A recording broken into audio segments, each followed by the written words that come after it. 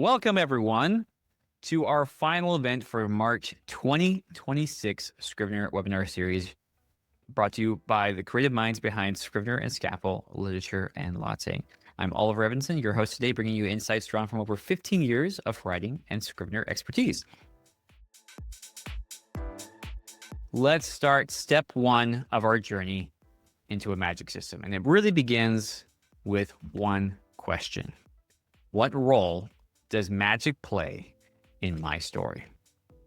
And it's a really important question too, because even if you have a solid understanding of what it takes to create an unforgettable magic system, you'll have trouble applying that knowledge if you don't really understand the role magic plays in your specific story. Because it's different for everyone, for every story. Now, the reality is the answer will differ for each of us, and it requires careful thought to choose the most fitting magic system for us. Now, to tackle that question, let's begin by defining magic systems. So magic systems can be viewed on a spectrum from harder magic systems to softer magic systems, or vice versa. A harder magic system is defined by its numerous rules, limitations, and laws, while a softer magic system is less structured and more enigmatic. Our job as a writer is to decide where on the spectrum our system lies, and recognize that to some degree, our magic system may have elements of both. It may lean harder, but it still may have some soft elements. It may be lean softer, but it might still have a couple rules and things that are like, these can't be broken. Now, in addition to this spectrum, the prolific fantasy author, Brandon Sanderson, he has outlined his 3 laws of magic that are really powerful tools for both hard and soft magic systems. And his framework can really help us steer us into crafting modern magic systems for our worlds that are believable, consistent, and most important, enjoyable for both the writer to write and the reader to read. So moving forward, I paraphrased and repurposed his laws for this presentation, but if you'd like to go to the source, you can read all about them at the following links, and I will drop those in the chat for you if you have them. So first and foremost, let's talk about magic systems. Soft magic systems create a sense, an atmosphere of awe, mystery, and peril. Neither you or your characters know exactly what lies ahead, because really anything is possible. This sense of wonder can instill both fear and excitement. So writers who excel at writing soft magic systems rarely use magic to solve problems. That's a key thing you need to remember. Let me say it again. Writers who excel at soft magic systems rarely use the magic to solve the character's problem. Instead, magic is often the source of conflict. So forcing protagonists to find their own solutions without relying on magical powers. So if you want to write a soft magic system, challenge yourself. Don't let magic solve problems for your characters. If they try to use it, make it behave in unexpected ways. Use magic for visuals and ambience, that setting, not to fix the plot, unless it's there to make things more difficult. That's always okay. You can always use magic to make things more difficult. On the other end of the spectrum, we have hard magic systems, which is where more modern fantasy is starting to operate. We're starting to move towards this idea where we operate under clear, established rules and laws within our magic. These rules aren't just for the reader, they're also for you, the writer. Hard magic systems let you create clear boundaries that orient your audience while still building mystery and intrigue as you reveal more about your system throughout the story.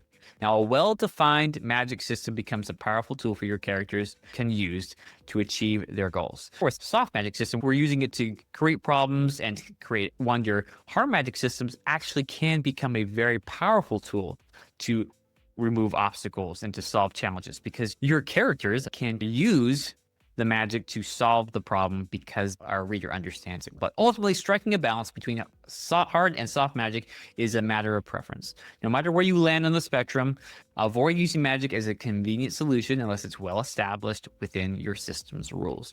And try not to invent new powers for your characters just to resolve a plot point. In fact, don't do that. If you do that, it'll feel cheap. Now that we have a clear grasp of this spectrum, let's explore Sanderson's laws of magic to give you a practical framework to begin building your magic system. Sanderson's 3 laws of magic are your secret weapon for creating a system that really feels real, compelling, and powerful. So first up, is law number 1. Your ability to solve conflict with magic is directly proportional to how well the reader understands it, okay? So it's tempting to use magic as the get out of jail free card for your characters. But if you invent a new power every time they're in a tough spot, you risk what's called deus machina. This cheapens your plot, lowers the stakes, and actually makes your world feel unreliable. And no one wants any of those things. So if I want to write soft magic, right? If I want to use, how do I do it? How do I handle this if I'm writing a soft magic system or if I'm writing a hard magic system? So with soft magic, once again, we let magic be that source of conflict, not the solution. It's a mysterious, uncontrollable force that actually creates problems for my characters. If you do end up using it to solve a problem, make sure you've hinted at that possibility early on in the story so that it feels earned and not like, oh, I just randomly threw this in because I couldn't figure out how to fix it. Don't do that. Okay. With hard magic, actually the opposite is true, right? The more your readers understand the rules, the more your magic can be used as a tool for your characters to creatively solve the problems. It becomes a resource they can master and leverage. Okay. Law number 2, and this one actually is one of my absolute favorites. Limitations are greater, more interesting than powers. This might sound counterintuitive, but the truth is, yes, it is cool, but what a character can't do is often more compelling than what they can. It creates that conflict. And you can think of these limitations like character flaws. Perfect heroes are boring. Nobody cares about a perfect hero who does everything perfectly because it doesn't reflect reality, right? We want to feel ourselves inside of our character. So imperfect heroes are relatable and engaging. And the same goes for magic. The more limitations, the more rules, the more boundaries, the things that the cost there, that actually makes it more interesting. So by giving your magic system limits, weaknesses, costs, you actually build in struggle and tension.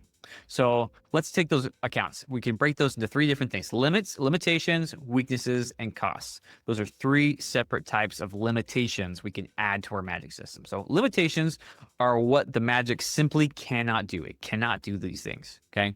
So that's your limitations. Weaknesses are actually vulnerabilities that an enemy could exploit, maybe a weakness within the magic system itself, right? They could exploit that against you. Costs are the price paid for using the magic, like very commonly is physical exhaustion, maybe lost memories, or even madness. Like I think of Wheel of Time. When men use the one power, what happens? The more they use it, the more insane they become. They lose themselves because it's tainted, right? You can, if you look at a lot of magic systems, you can see a lot of those costs right there. Physical exhaustion probably is the most common. So these constraints force your characters and you to be more creative. And it also makes their victories feel truly earned because they had to work for it. Magic didn't just automatically solve the problem for you. There were challenges involved, right? It wasn't an easy thing to do. They had to really work for it. Okay. Finally, we have law number 3. And this is what I was talking about earlier with Mistborn, where Brandon had actually expanded before he added something new. He resists the urge to cram every cool idea into one system. A deep, interconnected system is far more powerful than a wide, shallow one. Those 3 magic systems from Mistborn, the other 2 are hard to pronounce, but those 3, they all work with metals. They all work within that same kind of idea, just in weirdly different ways. I'd even say Avatar is a good example where they use the elements, right? Fire, water, air, earth. Even though they are all different, the element is different, the way that they use it, the technique, very martial arts, very similar, and yet the way you do it can also create new and interesting ways to bend those specific elements. It's great how in Avatar they can take techniques from the Fire Nation and say, I'm going to apply that as an earthbender and vice versa. So here's how to do it. So extend. Before inventing a new power, ask, what if about the ones you have? What happens when the magic corrupts its user? How does a simple power like changing skin color impact society, religion, or economy? Explore the ripple effects before inventing a new power. The second thing you do for this law is interconnect. So try to weave your powers, cultures, and themes together. How do the magic systems interact? How do they reflect the core themes of your story? A connected system feels intentional and integral to your world. Okay, and lastly, not leastly, streamline. Look for opportunities to combine ideas. Can one character showcase a new approach to an existing power instead of introducing a new one, right? So yeah, I think that's a great example is Mistborn again, because you can see there or actually even avatar, like a new approach, rather than trying to add a brand new power and brand new thing to it. You can see there's different approaches, different ways to use the same power with different lenses, right? Simplifying and clarifying. Simplifying can create clarity and actually increase the depth, force you to go deeper instead of wider. Now, by mastering these 3 laws, you can stop just writing stories with magic and start building worlds where the magic really matters. You'll create a system that not only supports your story, but elevates it, giving you the power to craft a truly unforgettable story. We're going to create the magic arcanum in the binary. But basically, now that we have the core ideas set in our mind, how can we distill this information into something usable in Scrivener? The first thing I like to do is I have my world building folder that we made on Wednesday, but I also like to have a secondary folder called like the Magic Arcanum. You can call it Magic System 2. However you want to do it, it's fine. But you can say, I'm going to have my Magic Arcanum. And the reason I do this is because I may have 3 separate systems that are different names, like Allomancy, Humorology, and Fairchemic. I would probably have 3 different magic systems, even though they're all interconnected in some way or another, and then have 3 separate sections for them to differentiate them. That's why I would do that. But if you're only going to have one magic system, there's not going to be much difference there. That's just fine. Essentially, you're going to have something like this. First, you create a mini folder in your binder for your magic system. Inside, you make several documents for every key component, limitations, weaknesses, costs, and things like that. Basically, structure here is your friend, okay? Don't go too crazy with it, but just try to keep a good structure so you can know where things should go and be able to find things when you need to find things. So let's go ahead and open up Scrivener and let's see how this looks. So we got Scrivener right here. We're going to open up the Otter and the Amulet. And I'm going to show you what I've been working on. So to give you an idea, I'm actually probably going to open up 2 things for you here. I'm actually going to open up one of my templates here real quick. Let's go to File, New Project here. So right here in the 0 to first draft template, I had a very powerful but simple magic system template, which may be still really good for a lot of users. I'm just going to call this Draft 1, okay? Give me a second here. I'll show you that template. But I've recently expanded it. I will be updating it in this template. So those of you who, if you already have this template, you'll be able to build this update soon. Just be patient with me. Get to that as soon as I can. Oh, it's here in the writer's toolbox right there. If we go to key templates, right there, magic system template. So basically it has the name. Is this a magic system hardware, software, or a hybrid? Where's the line of the spectrum from hard to soft magic? Explain why. When we go and we just have this whole template here. Now we're going to go deeper into the templates here real quick, but yes, you can have something simple like this where you just answer some quick questions, right? And that's the whole thing. That's it. I even have like some footnotes with the laws, which is kind of nice. Okay. Now what I have here in the Out of the Amulet that I've been building, so you see, I actually have a Magic Arcanum folder. Inside that folder, I have my core fundamentals, okay, the actual system name, okay, magic elements, things like this. We'll come back to that. But basically, what you want to do, come to your series folder. I like to keep mine in my world building folder, okay? I'll have a Magic Arcanum, and all you have to do is create this folder right here. New folder, Magic Arcanum or Magic System if you're only having one thing. And then you just go to town and start building out the things you want to have. You can have like limitations like this. And so you could do a whole folder of limitations, right? And then open that up, create a new document. We can call this limitation number 1.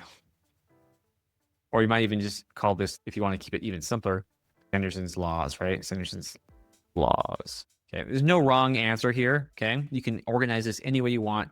You could have a cost, and you could have a weakness, and so on. You could build this all out and do whatever you like and do all sorts of fun things here and apply those laws in a way that makes sense to you. How can I connect these powers together? How can I streamline? Where can I combine things together and things like that? And that's where this other template comes in handy, right? You could just literally use this like this, right?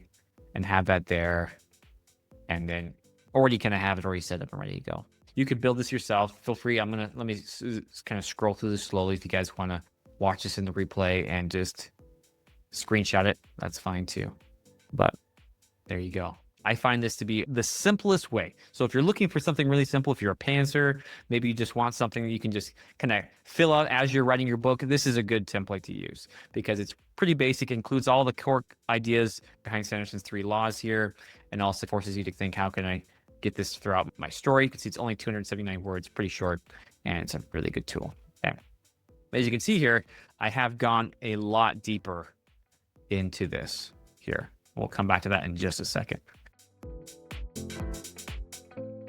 So the fourth and final step, it's pretty simple, is that you want to make your magic system practical and easy. And if there's anyone who's done a lot of world building, you know it tends to expand over time. That's why it's good to take a time and say, hey, where can I streamline? Where can I cut down? Where can I combine things? But it does expand over time. And so I do like to have a lot of space to put things as I grow. I'm not the kind of person, if you're looking at me like, Oliver, this looks like a lot, I can't possibly fill all this out. I'm like, you're right. And you shouldn't. I wouldn't possibly try to fill everything out here. I pick and choose the tools that work for me. And I often fill it out as I'm writing. I might try to get the core idea across, but I rarely do everything all at once.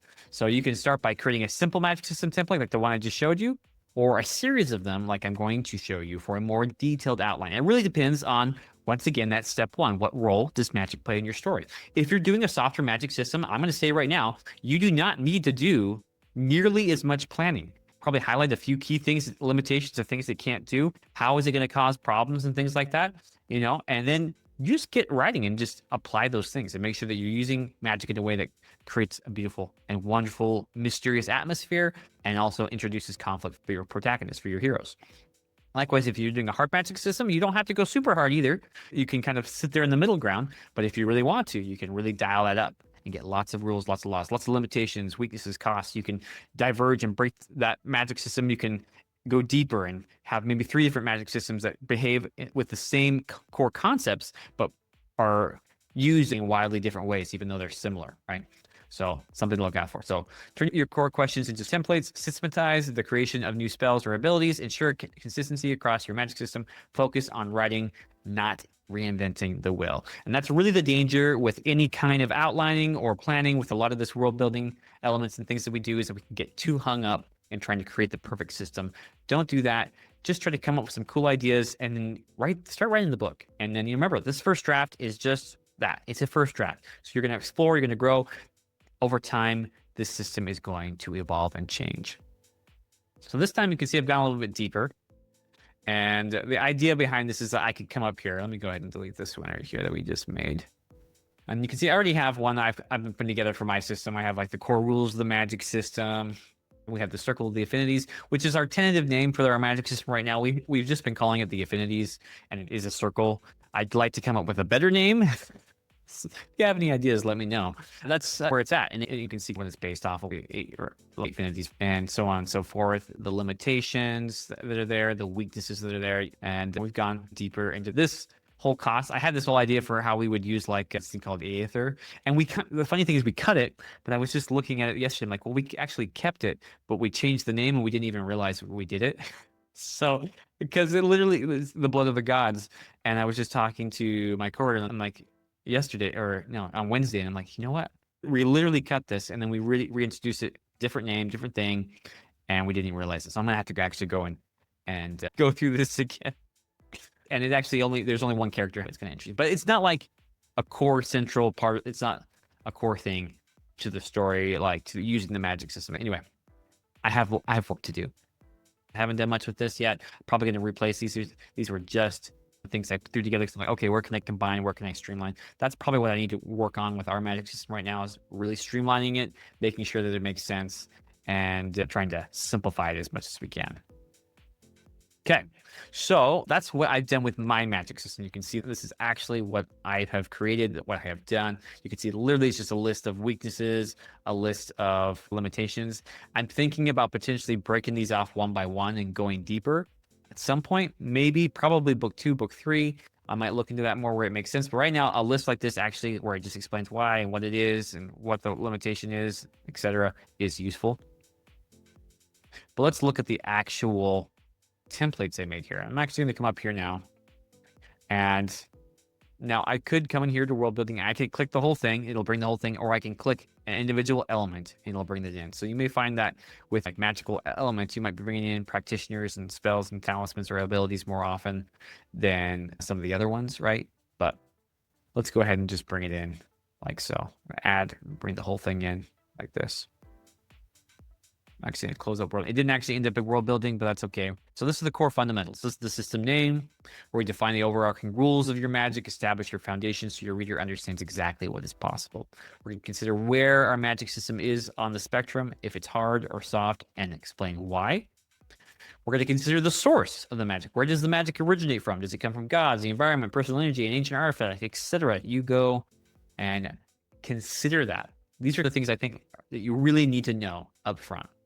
And then core laws, what are the absolute unbreakable laws that govern how this magic exists? Think of this as like your cheat sheet here. This is you helping you define what the role of your magic system is, once you're really clear on what you're doing, where it comes from, and then laying out those key ground rules. And I think this is important for soft or hard magic systems.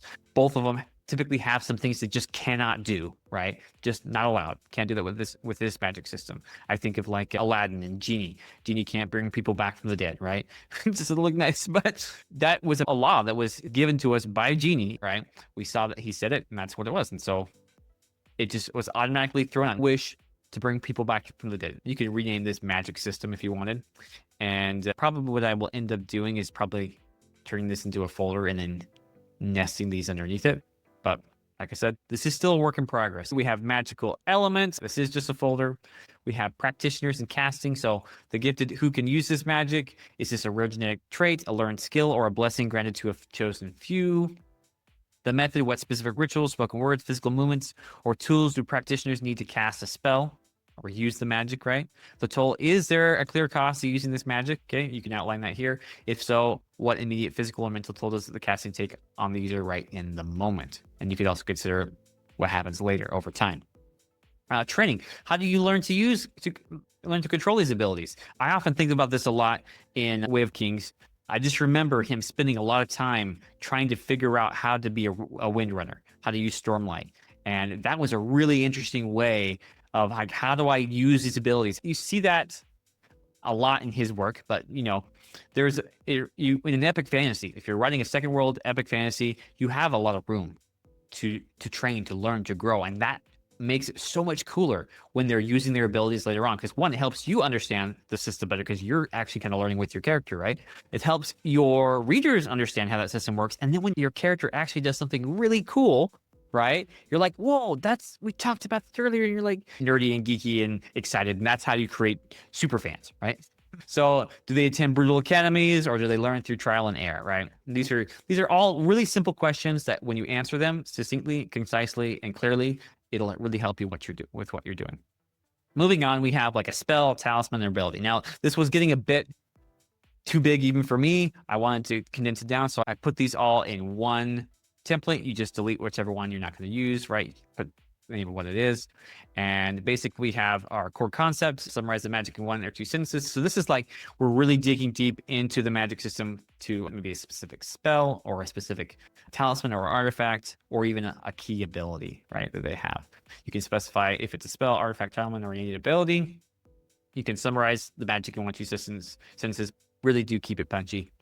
We really got to work on being more concise in our world building. Ideally, we should be able to read this in 1 sentence and know what it does, what it is, and be able to move on, right? So once again, we can consider the creator of the source, the historical significance, how this magic has shaped the world, who currently owns it or uses it. This more, you might find some of these are more applicable to maybe like talisman or one or the other.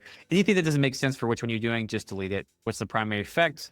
Are there any secondary effects, any unintended consequences or minor perks, or maybe detriments, things that happen as a result of using this magic? What's the requirement to use the magic? How does it function, right? So we're trying to figure out effects and functionality. What are the requirements? Our limitations or costs, so we can dig deeper. You can look at it at a more granular level. What specifically, if I cast this spell, if I'm holding this talisman, what specifically does it cost me? What specific limitations does it have?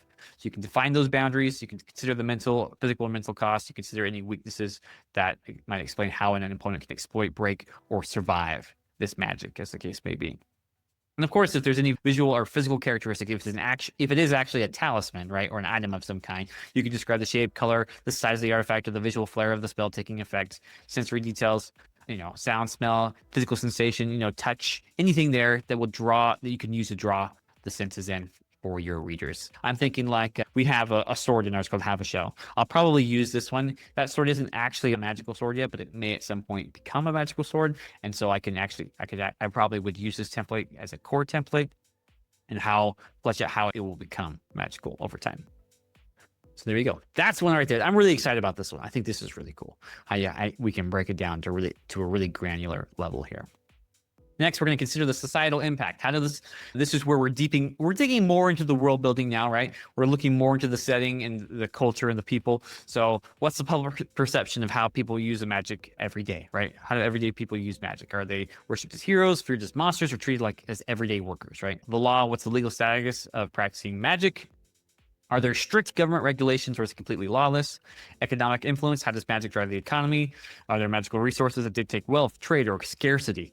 And how has the existence of magic shaped the local religion, social hierarchies, and daily traditions? And so this is going to vary from story to story. Some stories are highly political, some stories are highly religious, but magic is going to have an effect one way or the other. So it's good to take some time to consider that.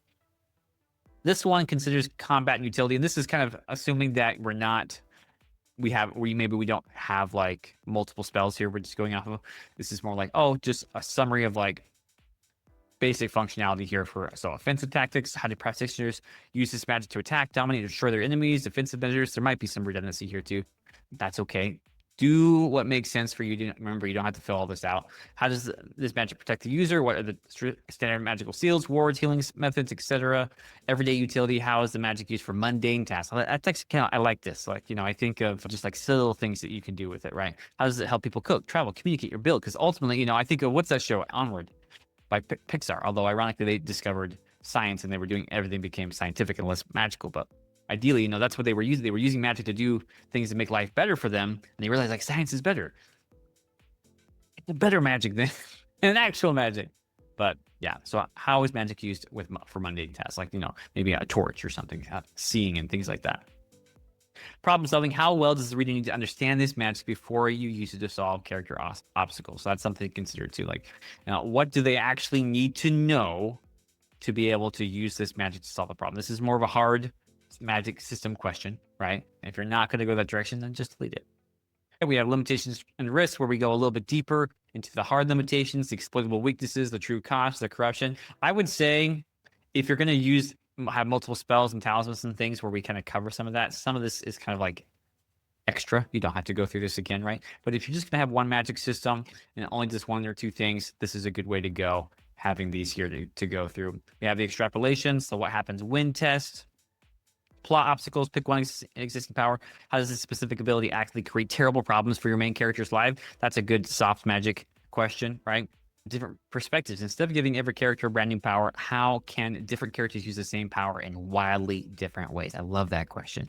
How can I take this cool power and how can two different people with two different minds and two different ways use it completely differently? And I think that's how we go deeper, not wider, right? Interconnections. How does this magic system reflect and reinforce the core themes of your novel? If a character has access to multiple abilities, how do these powers naturally link together to create new surprising effects, etc., etc.? You can consider how the magic system interconnects with your cultures, the people, and the things that are going on in your world. And last but not least, this is the Streamline one. This is when you've done a lot of world building and you're like, okay, where is the combination opportunities? I can look at my cultures, my spells, and characters now that I've created my magic system. I'm now going to go through and look at all those things and see where can I combine two similar ideas into one stronger concept. I'm going to simplify it where I can. And instead of introducing a new character to show off a new power, can I use an existing character to discover a new approach to the powers that I have already established? So character consolidation, maximize simplicity, and anywhere I can combine, streamline, and cut. Okay, so it's not too much. And there you go. That's my magic templates. That's how I'm doing it. That's how I'm building my own system myself here.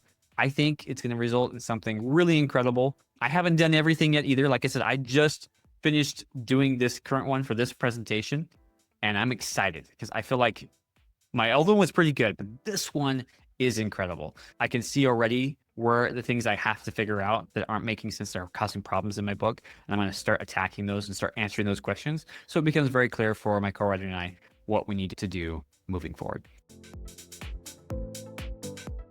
Gabriel is asking, what are the 3 biggest magic systems pitfalls? What makes magic systems boring? And what makes readers obsess over your magic system? What is your favorite magic system? Oh, my favorite magic system, it is a Sanderson system. I don't like all of his magic systems, but my favorite one that he has done, and probably my favorite to date, is actually Warbreaker.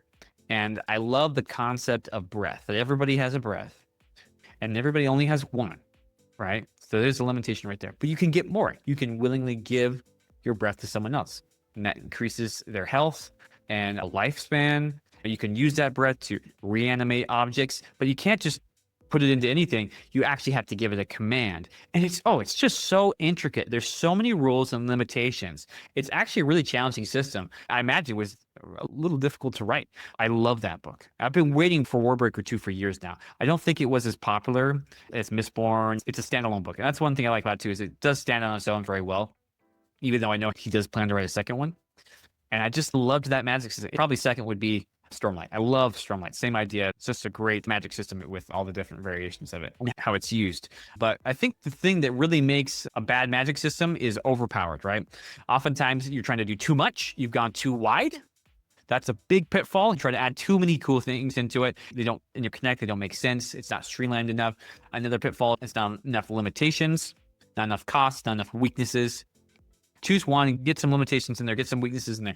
If it doesn't have a lot of that, then it's overpowered and there's no conflict. If you want that conflict in your story, it's what makes the story interesting. It's what makes your characters interesting, the flaws. It's the flaws in the magic system that the villains can exploit. That's what makes it interesting. And likewise, even in soft magic systems where we're not going as hard, that unknowingness, that we don't know exactly what magic is going to do, and the fact that it actually introduces more problems for our characters than it solves, is critical. If your magic system just solves all your problems. I've read drafts where magic was just a convenient solution without any good explanation as to why.